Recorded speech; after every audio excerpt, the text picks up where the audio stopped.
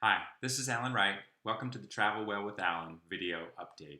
Today, I'd like to take a look into domestic travel demand as compared to how a country's doing with the coronavirus.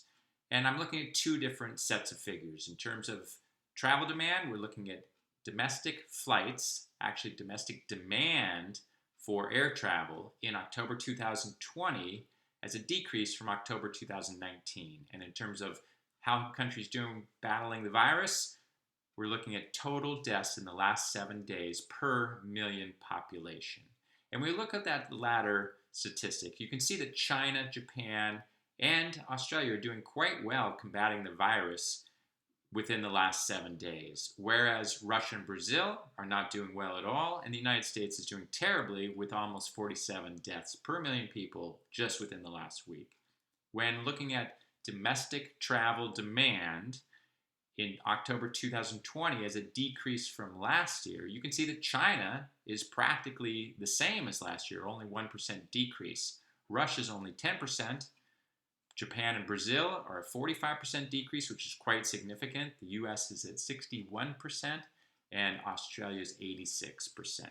Now, there are some limitations here, including the fact that the travel statistics are from October, and the actual deaths are from the last week.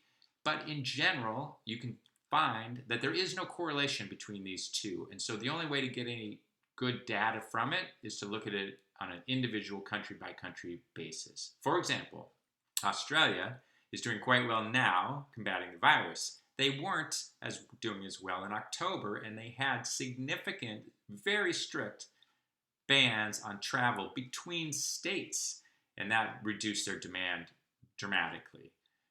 You can look at China, where their demand is quite high because they have been doing quite well combating the virus. If you look at Russia, for example, they're essentially saying, well, the economy is our priority and health is not, and there's no need to worry about flying domestically. Go ahead.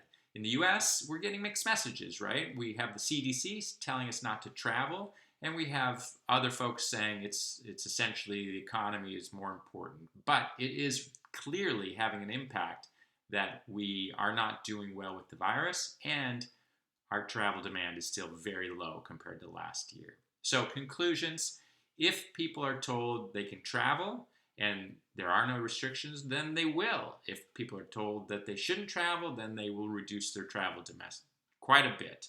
And secondly, it's also true that traveling people will likely spread the coronavirus, and in a place like Russia, probably contribute to the fact that they're not doing so well. So when can we expect a return to normal in the travel world? After we've conquered the virus.